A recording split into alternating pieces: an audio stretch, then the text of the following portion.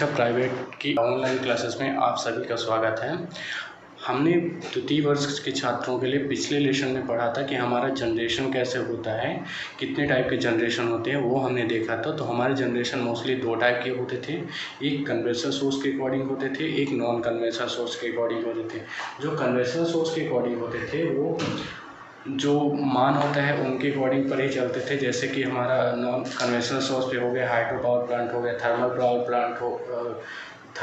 Plant हो गया, और हाइड्रो हो गया, डीजल इंजन हो गए, ये होते थे, और न्यूक्लियर पावर प्लांट होते थे, ये आते थे नॉन कन्वेंशनल सोर्स के अकॉर्डिंग। नॉन कन्वेंशनल सोर्स का जो हमारी चीज़ें क्या होती हैं जिनको हम रिसाइकल कर सकते हैं, मतलब एक बार यूज करने पर दोबारा भी यूज कर सकते हैं, उनका कोई भी नुकसान नहीं होता है। जैसे कि बायोगैस संयंत्र हो गया, और बायोगैस हो गया, सोलर पैनल सिस्टम हो गया, टाइडल इफेक्ट हो गया, ये सब आते हैं नॉन कन्वेंशनल सोर्स में। तो उसके लिए अब हमने विद्युत तो इलेक्ट्रिसिटी जनरेट कर ली, अब ट्रांसमिट की आवश्यकता पड़ेगी। हम इसको क्या करेंगे, ट्रांसमिट करेंगे। तो देखते हैं कि ट्रांसमिशन कैसे होता है। तो हमारा आज का लेसन है ट्रांसमिशन ऑफ इलेक्ट्रिकल पावर। तो जो विद्युत ऊर्जा है उसको हम कैसे ट्रांसमिट कर सकते हैं। तो इसके लिए विद्युत शक्ति उत्पादन केंद्रों से उपभोक्ताओं तक पहुंचाने के लिए विद्युत ट्रांसमिशन या विद्युत प्रेषण कहते हैं। मतलब हम इलेक्ट्रिसिटी को ट्रांसफ़र करना है तो हम क्या करते हैं, वो होती क्या है, जब एक जनरेटिंग स्टेशन से हम क्या करते हैं, कहाँ तक लेके जाते हैं, जनरेटिंग स्टेशन से उस कंज्यूमर जो इलेक्ट्रिसिटी को खर्च करता है वहाँ तक ले जाते हैं, वो कहलाता है ट्रांसमिशन। हम वहाँ तक क्या करते हैं, ट्रांसमिट कर सकते हैं।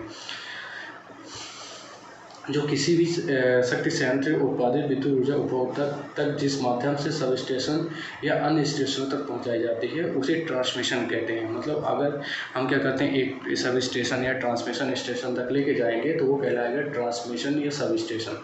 अब देखते हैं कि जो हमने इलेक्ट्रिसिटी जनरेट की, फिर उसके अकॉर्डिंग कैसे हम उसकी विद्युत सप्लाई को आपूर्ति को पूरा कर सकते हैं।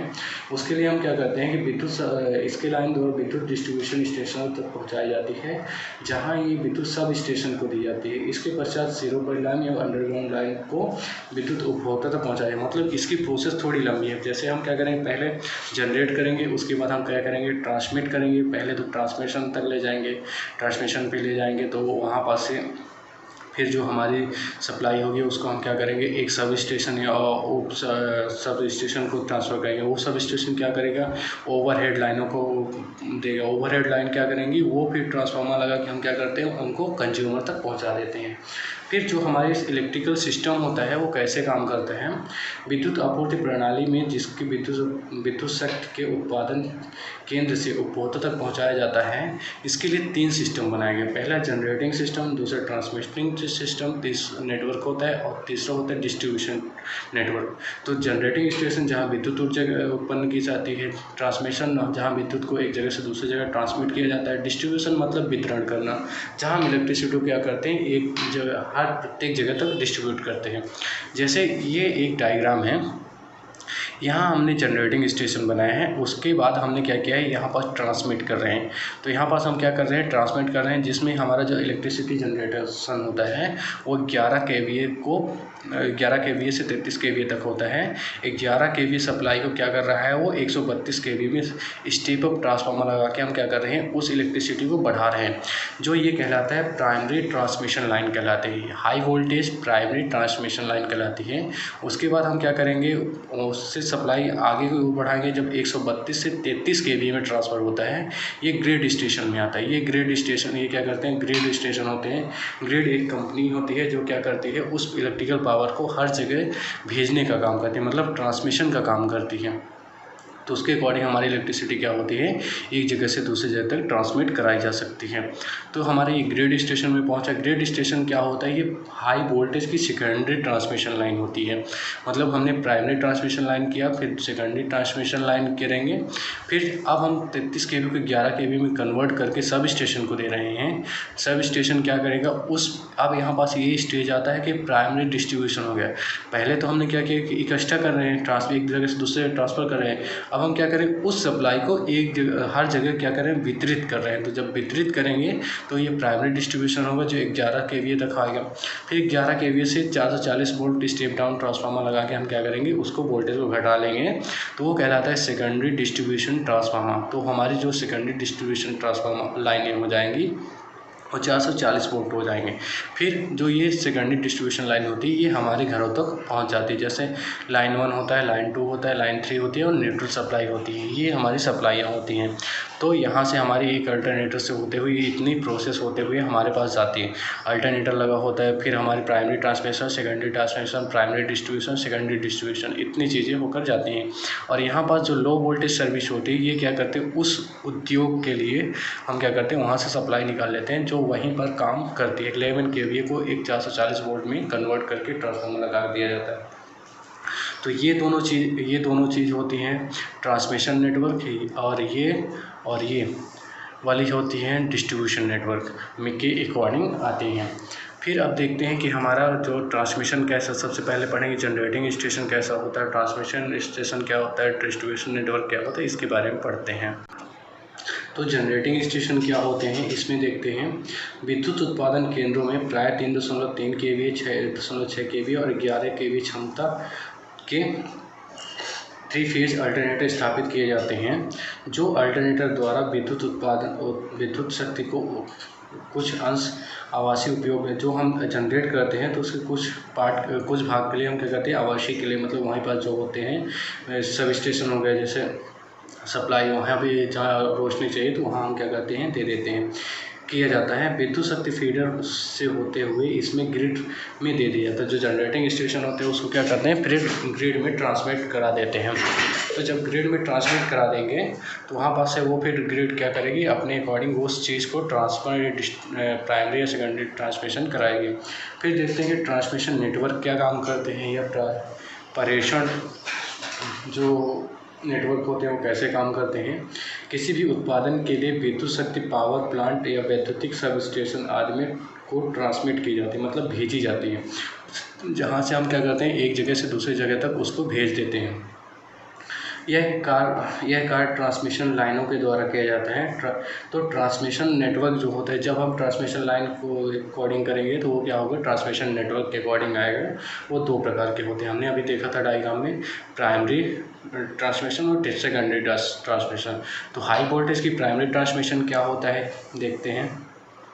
जब विद्युत शक्ति 132 kVA 3 फेज सिरों पर लाइन के द्वारा संचारित किया जाता है तो उसमें प्राइमरी ट्रांसमिशन कहते हैं। इसमें 66, 132, 220, 400 kVA तक पर विद्युत शक्ति को ट्रांसमिट किया जाता है, क्योंकि उच्च वोल्टेज पर हानियाँ कम होती हैं और उनकी दक्षता वृद्धि हो जाती है। जिससे क्या होता है कि अगर हाई वोल्टेज रखें तो वो करंट का मान क्या होता है, कम हो जाता है। और इससे हम क्या करते हैं, इसमें जो मान होता है वो अच्छा बढ़ जाता है। तो उच्च वोल्टेज होने के कारण इसमें क्या होता है, लॉसेस कम हो जाते हैं और इनकी दक्षता क्या होती है, इम्प्रूव हो जाती है। फिर हाई वोल्टेज की सेकेंडरी ट्रांसमिशन लाइन क्या काम करती है, primary transmission line grid station पर समाप्त हो जाती है। ये शहर के बाहर क्षेत्रों को स्थित होती है। Grid station step up transformer लगे होते हैं। इन ट्रांसफार्मर को पुनः वोल्टेज 33 kVA प्राप्त कर लिया जाता है। जैसे हमने जनरेट किया, जनरेट करने के बाद हम वहाँ से क्या करते हैं, प्राइमरी ट्रांसमिशन में उस वोल्टेज को स्टेप अप करते हैं। फिर दूसरे में क्या करते हैं, ग्रिड स्टेशन में आ जाता है, स्टेप अप ट्रांसफार्मर लगे होते हैं। इन ट्रांसफार्मर पुनः वोल्टेज को क्या करते हैं, स्टेप अप कर देते हैं या तो स्टेप डाउन कर देते हैं, तो इसे सेकेंडरी डिस्ट्रीब्यूशन में आ जाते हैं। ग्रिड स्टेशन 333 kVA की 3 फेज सप्लाई को सिरों पर लाइनों के माध्यम से विभिन्न सब स्टेशनों तक वितरित कर देते हैं, मतलब वो क्या करते हैं, हर जगह फैला देते हैं। ये सब स्टेशन शहर के विशिष्ट स्थानों पर स्थित होते हैं। तो क्या करते हैं, ये हर जगह हम क्या करते हैं, इन लाइनों को हम क्या करते हैं, फैला देते हैं। तो ये कहलाता है सेकेंडरी ट्रांसमिशन लाइन। अब देखते हैं जो डिस्ट्रीब्यूशन लाइन होती है वो क्या काम करती है। डिस्ट्रीब्यूशन नेटवर्क क्या होता है कि उस चीज़ का वितरण करना, किसी भी चीज़ का वितरण डिस्ट्रीब्यूट करना, वो कहलाता है डिस्ट्रीब्यूशन। तो हम इलेक्ट्रिकल पावर पढ़ रहे हैं तो उसमें क्या होगा, हम डिस्ट्रीब्यूट कर रहे हैं तो इलेक्ट्रिसिटी को क्या कर रहे हैं, वितरित कर रहे हैं। तो विद्युत शक्ति के उत्पादन एवं उप केंद्रों के ट्रांसमिट होने के पश्चात विद्युत शक्ति का विवरण लाइनों के द्वारा उपभोक्ताओं तक पहुंचाया जाता है। ये दो प्रकार के होते हैं। जो हमारी सप्लाई होगी हम उनको क्या करेंगे, ट्रांसमिशन तो को करा दिया, अब हमारा डिस्ट्रीब्यूशन करना है तो हम किसी भी पावर सप्लाई के माध्यम से ट्रांसमिशन के पश्चात उसको क्या करते हैं, डिस्ट्रीब्यूट करते हैं। इसमें दो प्रकार के डिस्ट्रीब्यूशन होते हैं, एक तो प्राइमरी डिस्ट्रीब्यूशन होता है, दूसरा सेकेंडरी। प्राइमरी डिस्ट्रीब्यूशन हमने देखा कि जो सब स्टेशन तक लाइन आती है। सेकेंडरी डिस्ट्रीब्यूशन जो हमारे घरों तक पहुंचती है वो सेकेंडरी डिस्ट्रीब्यूशन लाइन में आते हैं। तो प्राइमरी डिस्ट्रीब्यूशन लाइन क्या होती है ये देखते हैं। सब स्टेशन में विद्युत शक्ति के 33 kVA से 11 kV स्टेप डाउन ट्रांसफार्मर के द्वारा 11 kV सप्लाई में परिवर्तित कर दिया जाता है। ये 11 kVA प्राइमरी डिस्ट्रीब्यूशन लाइनें कहलाती हैं। तो ये तो हम क्या करते हैं, 33 kVA को कन्वर्ट करके 11 kVA पर लाते हैं, तो वो कहते हैं प्राइमरी डिस्ट्रीब्यूशन लाइन। इसमें क्या होता है कि हम नगर जो औद्योगिक क्षेत्र होते हैं उनमें मेन वितरण होता है, विद्युत शक्ति पहुँचाते हैं। यहाँ 11 kV की लाइनें जो होती है मुख्य मार्ग जो होता है, मुख्य मार्गों से होकर फैलती है, जो 3 फेज 3 वायर के माध्यम से हम एक जगह से दूसरी जगह तक ले जाते हैं। फिर जो सेकेंडरी डिस्ट्रीब्यूशन होता है वो देखते कैसे होता है। सेकेंडरी डिस्ट्रीब्यूशन में विद्युत शक्ति प्राइमरी डिस्ट्रीब्यूशन लाइन के द्वारा सब स्टेशनों को भेजी जाती है। ये सब स्टेशन उपभोक्ता की स्थानीयता के आधार पर स्थापित किए जाते हैं, जिनकी विद्युत को 11 kVA से 440 वोल्ट में स्टेप डाउन ट्रांसफार्मर के द्वारा परिवर्तित किया जाता है। यह 440 वोल्ट की लाइन में सेकेंडरी डिस्ट्रीब्यूशन लाइन कहलाती है। तो जो हमारी सेकेंडरी डिस्ट्रीब्यूशन लाइन होगी तो वो क्या करेगी, दूसरे उपभोक्ताओं तक पहुंचाएगी। तो इसमें क्या होता है, जो 3 फेज लाइनें होती हैं उनको 3 फेज 4 वायर में डिस्ट्रीब्यूट किया जाता है। पहले हमने देखा तो जो 3 फेज थी सिंगल वायर होते थे, फिर जो प्राइमरी डिस्ट्रीब्यूशन है उसमें भी 3 फेज 3 वायर होते हैं, और जो सेकेंडरी डिस्ट्रीब्यूशन होता है उसमें जो लाइन होती है 3 फेज 4 वायर रखी जाती है। तो L1 L2 L3 और N होता है, न्यूट्रल होता है ये। और इस मेन फीडर जो होते हैं अल्टरनेटिव स्टेप अप अथवा स्टेप डाउन ट्रांसफार्मर से संयोजित करने के लिए एक insulated line main feeder line कहलाती है। मतलब जो हमें इंसुलेट करेगी वो मेन फीडर लाइन है। और जो सर्विस लाइन होती है जो हमारे घरों तक पहुंचती है, सेकेंडरी डिस्ट्रीब्यूशन को सर्विस लाइन भी कहा जाता है। जो हमारे सिरों पर हमारे घर तक पहुंचती है वो सर्विस लाइन होती है। अब हम एक कंपेरिजन करते हैं कि मतलब इसकी तुलना में हम इसका प्रयोग क्यों करते हैं। जो हमारा AC है, DC का ऑपरेशन क्यों किया जाता है, DC का ऑपरेशन क्यों नहीं किया जाता, मतलब ट्रांसमिट क्यों नहीं किया जा सकता, हम AC का ही ट्रांसमिशन क्यों कर सकते हैं। इसके लिए देखते हैं, पहला जो पॉइंट है ट्रांसफार्मर का लो कॉस्ट। जो ट्रांसमिशन है उसका कॉस्ट जो होता है वो लो होता है, इसलिए हम क्या करते हैं AC को ही ट्रांसमिट करते हैं।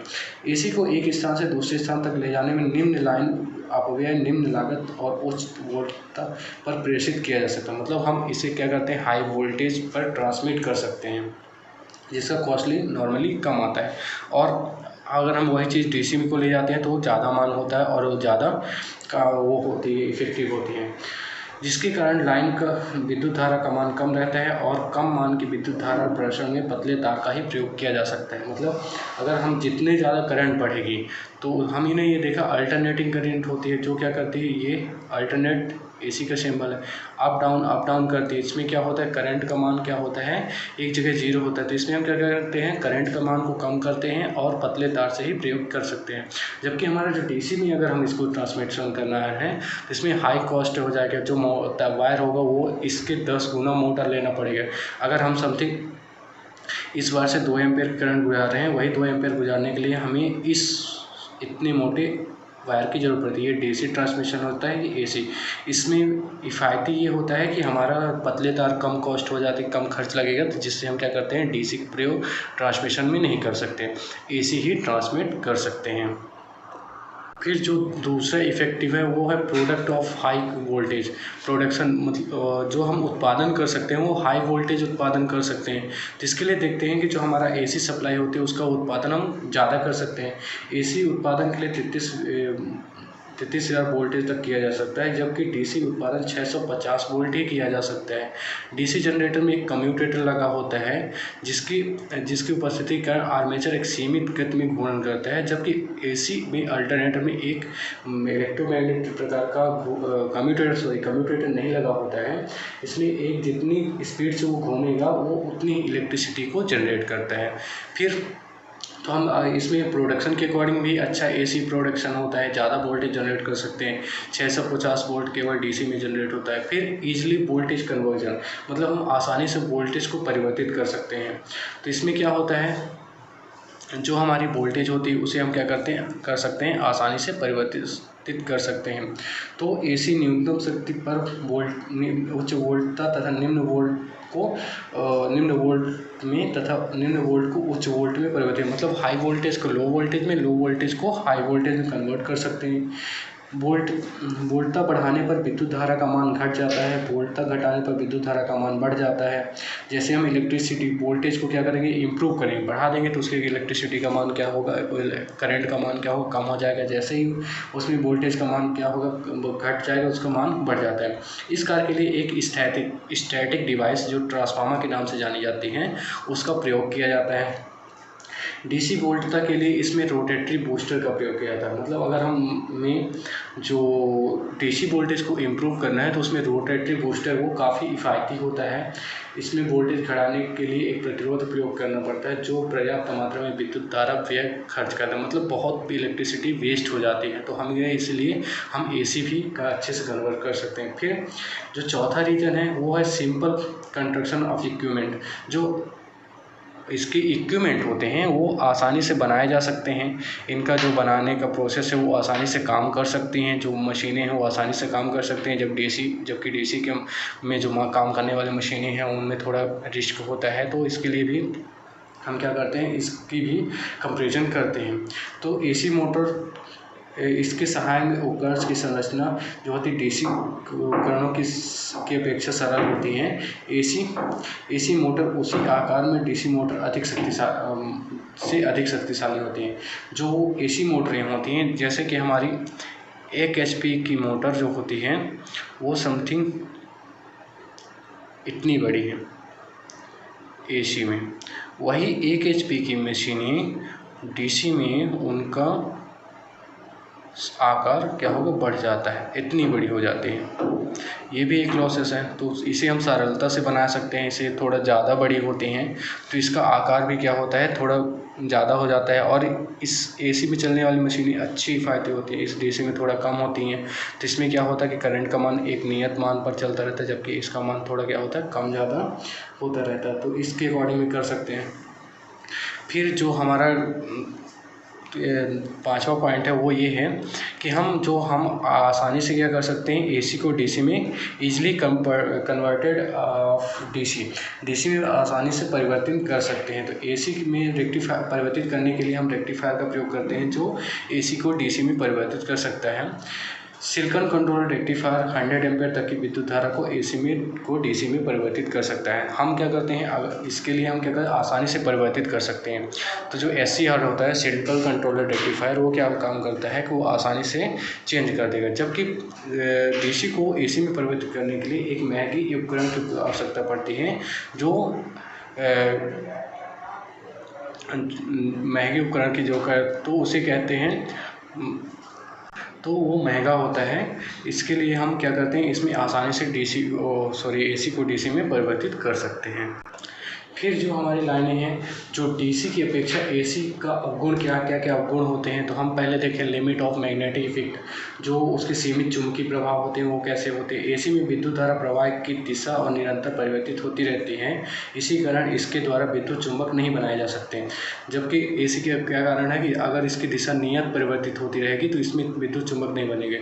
इसमें क्या होगा, विद्युत चुंबक बनाने में डीमैग्नेटिज्म और कोरोसिव लॉसेस होगा वो उत्पन्न हो जाता है। तो वो क्या होता है कि जब ऐसे हम मैग्नेट बनाएंगे तो बनना और बिगड़ना, बनता बिगड़ता रहेगा। तो इसलिए इसे विद्युत चुंबक के रूप में प्रयोग नहीं किया जा सकता।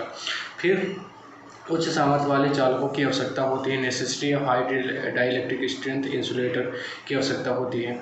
एसी वायरिंग में प्रयोग किए जाने वाले केबल और के निर्माण में उच्च सामर्थ्य वाले अचालक पदार्थों का प्रयोग किया जाता है, क्योंकि एसी में वोल्टता का मान डीसी की अपेक्षा अधिक होता है। इसके अतिरिक्त उच्च वोल्टता वाली एसी लाइन की स्थापना में भी उच्च सामर्थ्य वाले अचालक हो। तो क्या होता है, ये एक लॉसेस डिफेक्टिव ये अवगुण ये होता है कि मतलब एसी में क्या करते हैं, अच्छे इंसुलेटर का प्रयोग करना पड़ता है, जबकि डीसी में नॉर्मल इंसुलेटर में ही काम चल जाता है, क्योंकि उसमें वोल्टेज, एसी में वोल्टेज ज़्यादा होता है, डीसी में वोल्टेज कम होता है। फिर नेसेसरी ऑफ अर्थिंग, जो मशीनें होती हैं उनको हमें अर्थ करना आवश्यक होता है एसी में, और डीसी में यही चीज़ नहीं करनी पड़ती है। डीसी में वो क्या काम करती हैं कि आसानी से, डीसी में हमें उसमें काम नहीं करना पड़ता, आसानी से कोई भी अर्थिंग ग्राउंडेड पार्ट नहीं होता, जबकि इसमें अर्थ करना ज़रूरी होता है। मानव जीवन की मशीनरी एवं भवनों की सुरक्षा की दृष्टि से प्रत्येक विद्युत स्थापना के साथ एक अर्थ स्थापित किया जाना आवश्यक है, जो अर्थ करना इसे तो। और एसी में विद्युत लेपन या बैटरी चार्जिंग, धातु शोधन आदि कार्य नहीं किया जा सकते। इसके लिए एसी को डीसी में परिवर्तित करना ही पड़ता है। इस प्रकार खींचने वाले प्रोजेक्टर सिनेमा कारों में भी नहीं किया जा सकता। इसके लिए हमें डीसी की आवश्यकता पड़ती है। फिर जो ट्रांसमिट होता है, क्योंकि उसके ट्रांसमिशन कैसे काम करेंगे, वो कैसे काम करता है, वो होता है। तो हमें क्या करना है, हम इतनी चीज़ें देखनी है कि हमें अर्थिंग करना आवश्यक होता है, ये अवगुण होता है। अगर हम एसी की जगह डीसी प्रयोग करें तो अर्थिंग करना बहुत आवश्यक होता है। इसका डाइलेक्ट्रिक स्ट्रेंथ अच्छा रखना पड़ता है एसी की अपेक्षा। फिर जो मैग्नेटिक फ्लक्स है वो एकदम लिमिट में होता है, सीमित में होता है। इसमें निरंतर बनने बिगड़ने के कारण इसमें कोई भी मैग्नेट नहीं बन पाता है। धन्यवाद।